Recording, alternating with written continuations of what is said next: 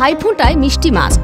তবে শহর কলকাতার কিছু নামী প্রথম সারির মিষ্টির দোকানে ক্রেতাদের ভিড় থাকলেও অধিকাংশ অতি প্রাচীন প্রসিদ্ধ মিষ্টির দোকানগুলিতে ভিড় কম। অধিকাংশ বাঙালি নাকি মুখ ঘুরিয়ে নিয়েছে মিষ্টি থেকে। তাহলে ভাইফোঁটার থালা এবছরে কি দিয়ে সেজে উঠছে? শহর কলকাতায় সেই উত্তর খুঁজতে ক্যালকাটা নিউজের ক্যামেরা ঘুরল বিভিন্ন জায়গায়। ভাইফোঁটার মিষ্টির জন্য শহর কলকাতায় মিষ্টি কেনার যে হিড়িক, সেই হিড়িকটা বোধহয় এখন অনেকটাই কমে গিয়েছে। কেন?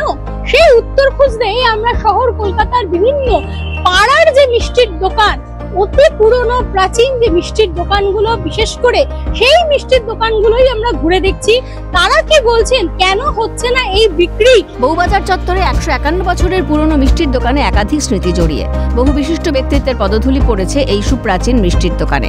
রাজ্যের প্রাক্তন প্রয়াত মুখ্যমন্ত্রী বিধানচন্দ্র রায় থেকে শুরু করে অভিনেতা প্রসেনজিৎ চট্টোপাধ্যায় কে না এই দোকানের মিষ্টি চেখে দেখেননি। শহর কলকাতায় মাত্র 1 টাকা থেকে শুরু করে 5 টাকায় মিষ্টি পাওয়া যায় এই দোকানে। ভাইফোঁটা উপলক্ষে নানা মিষ্টির পসরা সাজিয়ে রাখলেও ক্রেতার দেখা নেই। বিক্রেতার মতে এই প্রজন্মের বাঙালির বার্গার, প্যাটিস, কেক, পেস্ট্রির প্রতি টান জন্মানোয় মিষ্টি যেন একেবারেই ব্যাক ফুটে চলে গিয়েছে। ক্রেতার কম হবার কারণ আছে। আজকাল এইসব যে খাজা আপনি দেখছেন, এইসব খাজা গজা এইসব মানুষ মুখ ফিরিয়ে নিয়েছে। আজকাল ফ্যাশন চলে এসছে, যেমন বার্গার, পিজা, তারপরে ক্যাডবেরি, এইসবের আজকালকার জেনারেশন খাজা বলে কি জিনিসটা জানে না। হ্যাঁ, বিক্রি বাড়াবার জন্য। দেখুন, আমি তো আর এখন আর সে বয়স নেই, আমার নেক্সট জেনারেশন যারা করবে তারা চেঞ্জ।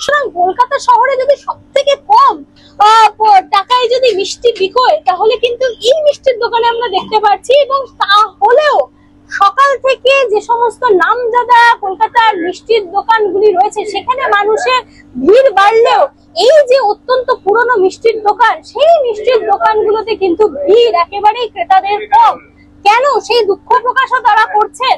150 বছরের পুরনো আরো একটি মিষ্টির দোকানে মিষ্টির পসরা সাজিয়ে রাখলেও ক্রেতা একেবারেই হাতে গোনা। ভাইফোঁটা স্পেশাল খাজা, সন্দেশ, নিমকির পাশাপাশি হরেক রকমের মিষ্টির ডালি সাজিয়ে রয়েছেন বিক্রেতা। মিষ্টির দাম শুরু 15 টাকা থেকে 45 টাকা পর্যন্ত। শারীরিক অসুস্থতার কারণে মিষ্টি খাওয়ার প্রবণতা কমছে বলেই মত অনেকের।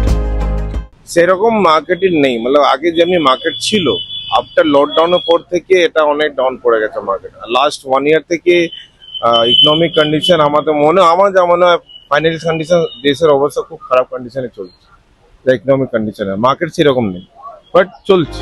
এই আবহে ভিড় কেক, পেস্ট্রির দোকানে। ভাইফোঁটার বেশ কিছুদিন আগে অর্ডার আসছে 1 পাউন্ড কেকের। চকলেট থেকে বাটারস্কচ, বিভিন্ন ধরনের কেক পেস্ট্রিতে বাঙালির ভাইফোঁটার থালা সেজে উঠতে চলেছে। তাই কেক পেস্ট্রির দোকানের বিক্রেতারা যথেষ্ট খুশি। হ্যাঁ, দেখুন, মিষ্টি জায়গায় যদি আমাদের কেক পেস্ট্রি ইউজ করে, তাহলে আমরা চাইবো আমাদের সেলটা তখন অটোমেটিক্যালি বেড়ে যাবে। তো আমরাও চাইবো যে আস্তে আস্তে মিষ্টি জায়গাটাকে আস্তে দিয়ে আরো উন্নত করতে, আর যে দেখতেও ভালো লাগে। যে মিষ্টি তো সবসময় তো সারা বছর প্রথম থেকেই চলে আসছে, এখন নতুনত্ব কি হচ্ছে, কেক পেস্ট্রি আসছে। চকলেটটা থাকে, তার মধ্যে বাটারস্কচও থাকে, আর এখন আবার অনেকে ওই এগলেস চাইছে সবাই, যার জন্য ব্ল্যাক ফরেস্ট কিংবা ডুয়েল ফরেস্ট এগুলো ভালো চলে। আর মিষ্টির বদলে যেখানে হ্যাঁ করছেন তা হচ্ছে কেক পেস্ট্রি। সুতরাং যুগ বদলাচ্ছে, ভাইফোঁটার যে চিত্র আগের থেকে অনেকটাই কিন্তু দেখা যাচ্ছে বদলে যাচ্ছে। ক্যামেরায় জনি মণ্ডলের সঙ্গে অদ্রিজা ঘোষ, ক্যালকাটা নিউজ, কলকাতা।